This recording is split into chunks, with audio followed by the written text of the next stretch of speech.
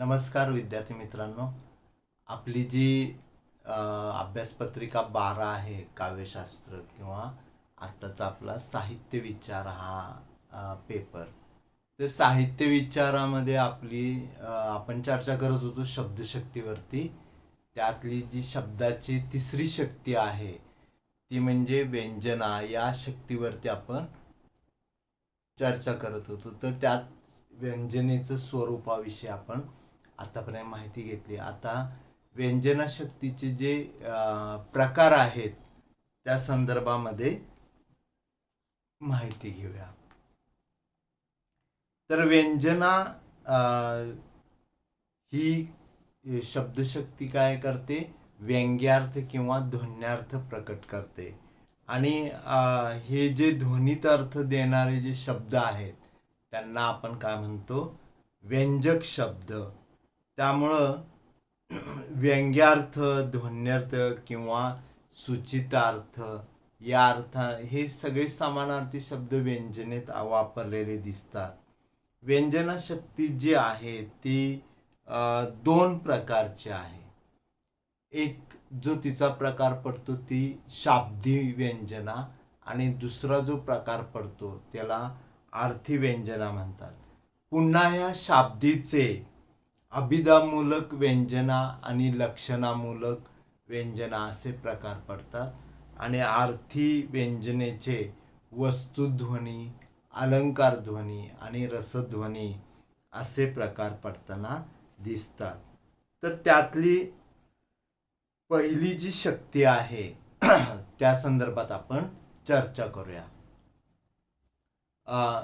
पहिला जो प्रकार आहे व्यंजना शक्तीचा कोणता? शाब्दी व्यंजना. तर शाब्दी व्यंजनेच्या संदर्भात आपण आज चर्चा करू. जी शब्दाशी निगडीत असलेली शक्ती आहे तिला म्हणजे व्यंजनेचे जो भाग शब्दाशी निगडीत आहे. आपण पाहिले की व्यंजना ही शब्दाच्या आणि अर्थाच्या ठिकाणी दिसून येते असं एक विधान केलेलं आहे. शब्दाच्या आणि अर्थाच्या ठिकाणी. त्यामुळं शाब्दी आणि अर्थी व्यंजना. तर जी शब्दाशी निगडीत असलेली ती शाब्दी व्यंजना. एखाद्या शब्दाला दोन वेगवेगळे वाच्यार्थ असतात. त्यातील एक संदर्भानं नियंत्रित होतो. म्हणजे एखादा शब्द उच्चारला तर आपल्याला तिथे दोन अर्थ काय होतात? मुख्य अर्थ म्हणून, वाच्यार्थ म्हणजे मुख्य अर्थ म्हणून अभिधेय येणारा ते लक्षात येतात.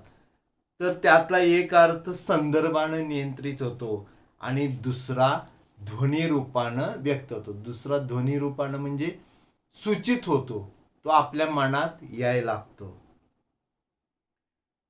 किंवा शब्दाच्या वाच्यार्थाला बाध येऊन दुसराच अर्थ लक्षणेने आपल्याला घ्यावा लागतो.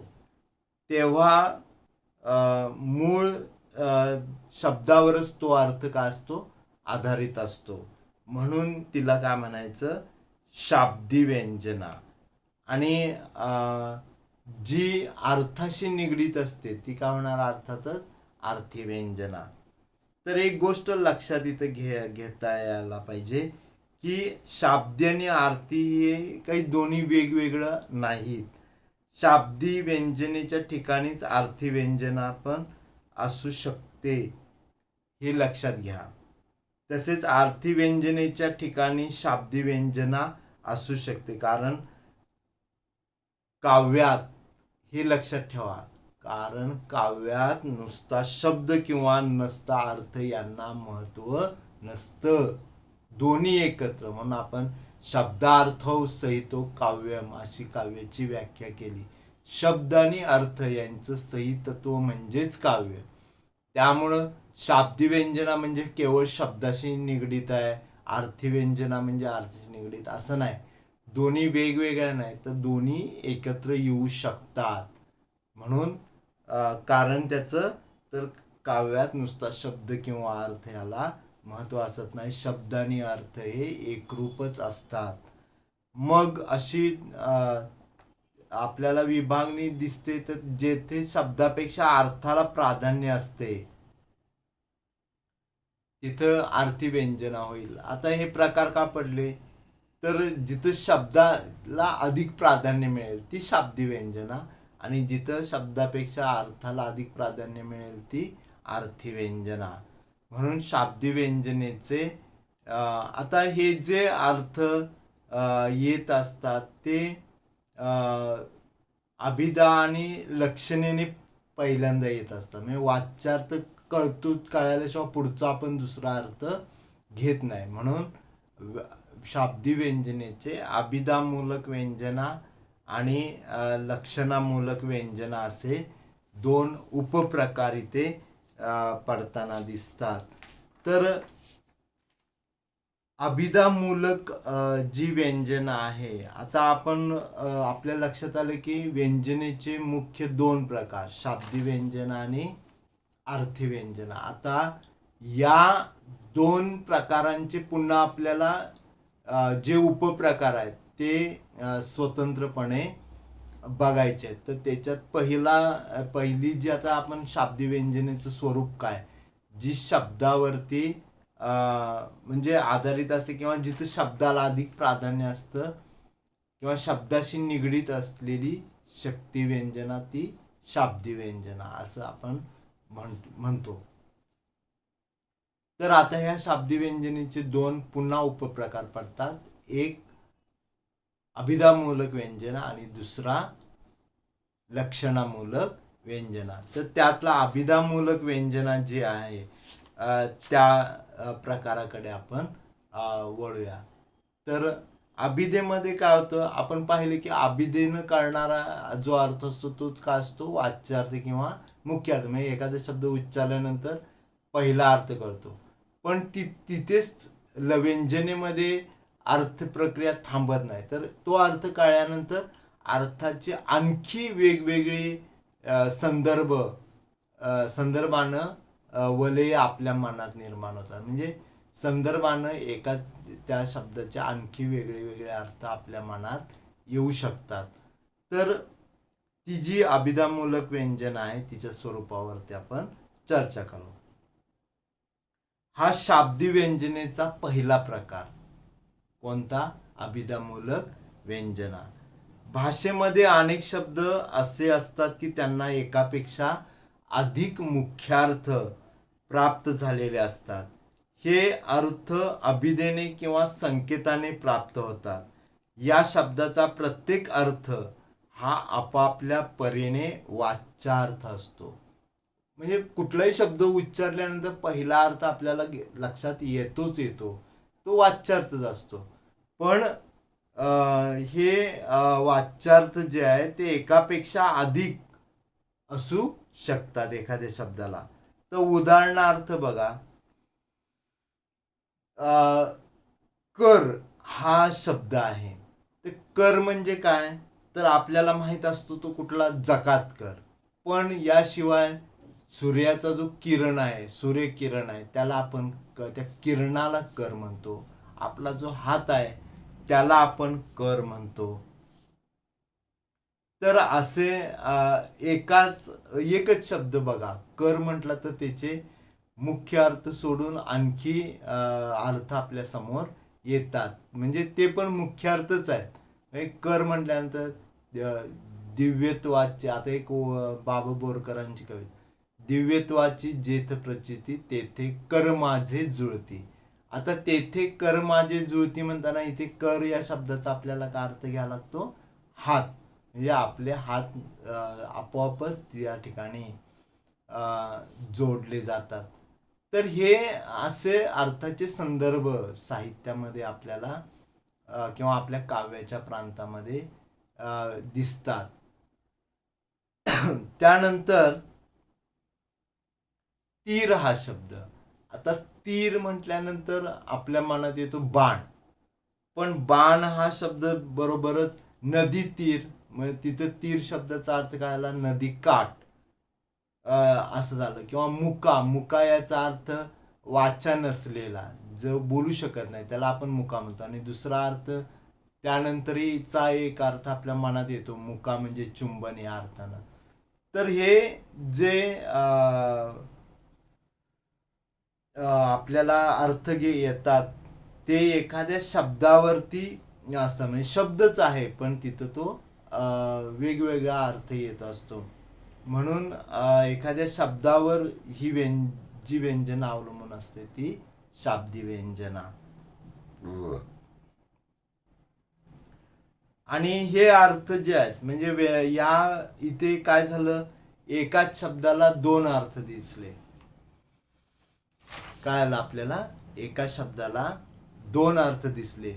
पहिला अर्थ कळाला पण वाचकाच्या मनात न कळत दुसरा पण अर्थ काय झाला, येऊन गेला. हेही महत्वाचं आहे. म्हणजे एक मुख्य अर्थ असतो आणि दुसरा अर्थ हा संदर्भानं आपण तो घेत असतो, पण आपल्या लक्षात दोन्ही अर्थ येतात. या दुसऱ्या अर्थामध्येच काय असते, काव्यात्मकता. पहिला वाच्यार्थ कळलाच कळला, पण त्यानंतर दुसराने अर्थ आपल्या मनामध्ये आला, त्यामुळं काव्यात्मकता येताना दिसते.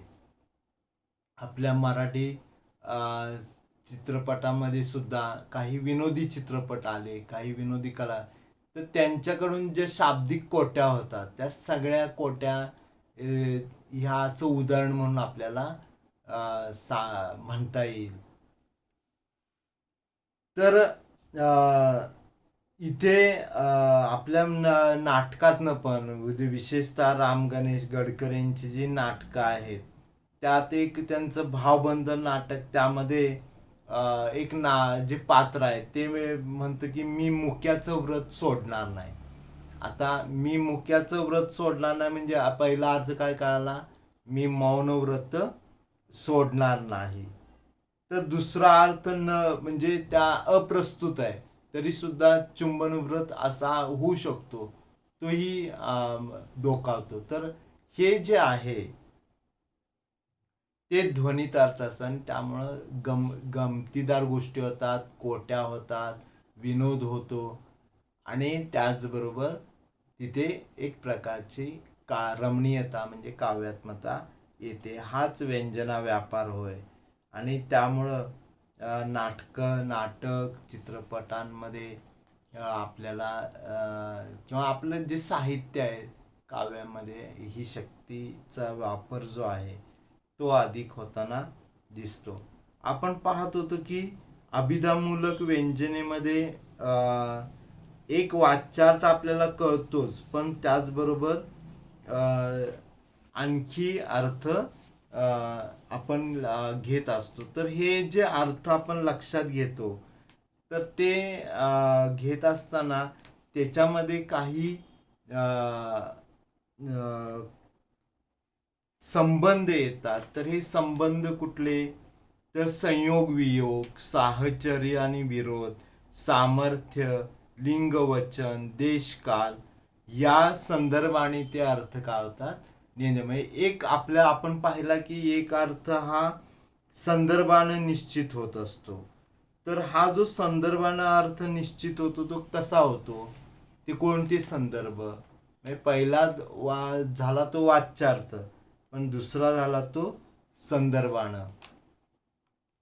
तर तो नियंत्रित होत असताना आपल्याला इथे एक गोष्ट लक्षात घ्यायला लागेल की उदाहरणार्थ राम लक्ष्मण आपण म्हणतो त्यावेळेला राम म्हणजे दशरथाचा मुलगा, या अर्थानं आपण राम लक्ष्मण मध्ये रामाचा अर्थ घेतो. पण ज्या वेळेला परशुराम म्हणतो त्यावेळेला तिथे रामार्जुन हा शब्द उच्चारतो, त्यावेळेला तिथं आपण जो राम आहे तो परशुराम या अर्थानं म्हणजे हा अर्थ आपल्याला लक्षात येतो. म्हणजे संयोग वियोग आणि साहचर्य विरोध यामधनं हे अर्थ संदर्भाने येत असा. म्हणजे परशुरामाचा आणि अर्जुनाचा एकमेकाची जो तंटा होता किंवा ते एकमेकाला विरोध होता तो तिथं रामार्जुन शब्दामध्ये येतो. आणि राम आणि लक्ष्मण मध्ये राम येतो त्याला आपण दशरथाचा मुलगा राम असा अर्थ घेतो. तर हे सगळं जे आहे हे अभिधामूलक व्यंजन आहे. ही व्यंजना शब्दाला दोन दोन अर्थ मुळातच देणाऱ्या अभिधेवर अवलंबून असते, हे लक्षात ठेवा.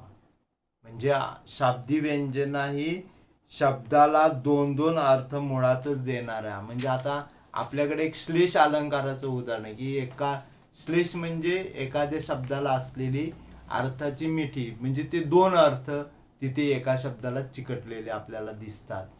तर हे जी श्लेष आहेत तसे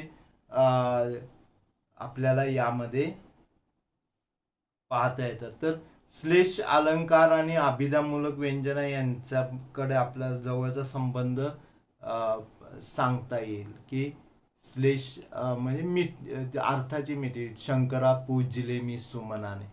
आता सुमन आणि सुमनाने असं जर आपण बोललो तर सुमन म्हणजे फुल आणि सुमन असं म्हणतो, त्याला चांगल्या मनाने आपण पूजलं, असे दोन अर्थ तिथे येतात. तर अभिधेय मूलक व्यंजनेत हा जो दुसरा अर्थ असतो तो पहिल्यांदा अप्रस्तुत असतो, पण आपल्या मनात तो येऊनच जातो. आणि हे जे संयोग साहचर्य यामुळे पहिला अर्थ जो आहे तो मुख्यार्थ आपण निश्चित करत असतो आणि दुसरा जो अर्थ आहे तो व्यंजनेने ध्वनित होतो. म्हणून ही शाब्दी व्यंजना किंवा शाब्दी व्यंजनेचा हा अभिधामूलक व्यंजनेचा हा प्रकार आहे तो केवळ दोन अर्थी शब्दावर अवलंबून असतो, त्यामुळे व्यंजनेच्या प्रांतात त्याला गौणस्थान आहे. असंही हे दोन अर्थ तिथे निघतात. म्हणजे आपण आपले जे मराठीतले शाहीर दादा कोंडके यांचे जे चित्रपट आहेत त्यांचा जो संवाद येतो, त्यांच्या संवादातून येणारे जे शब्द आहेत त्याच्यावर हशा पिकतात. तर याचं कारण काय की जो मूळ वाच्यार्थ आहे तो वाच्यार्थ कळतो, पण ते न कळत अप्रस्तुत असणारा दुसरा अर्थही मनात डोकावून जातो. तर मित्रांनो, इथे आपण व्यंजनेचा जे प्रकार आहेत त्यातला पहिला प्रकार शाब्दी व्यंजना जो आहे या शाब्दी व्यंजनेचा पुन्हा दोन प्रकार पडतात.